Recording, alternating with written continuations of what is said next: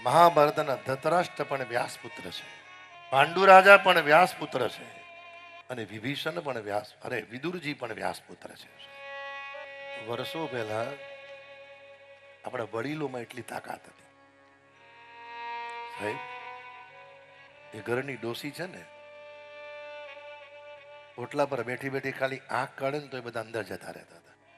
ઘરના વડીલ ચોરા પર બેઠા બેઠા આંખ કાઢે તો એ છોકરાઓ વિયા જતા હતા. કારણ જ્યાં સુધી આંખમાં સંયમ હતો, આંખમાં મર્યાદા હતી, આંખમાં સ્થિરતા હતી ને ભાઈ. કારણ એ ધૃતરાષ્ટ્ર, એ જ વિદુર અને એ જ પાંડુનો જન્મ ભગવાન વ્યાસજીની દ્રષ્ટિથી થયો છે.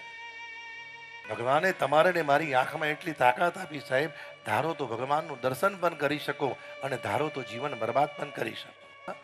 અમુક સમય અને અમુક ઉંમર પછી જો દ્રષ્ટિમાં પરિવર્તન નથી કર્યું તો સમજજો તમારું પાછલું જીવન દુઃખી સાહેબ.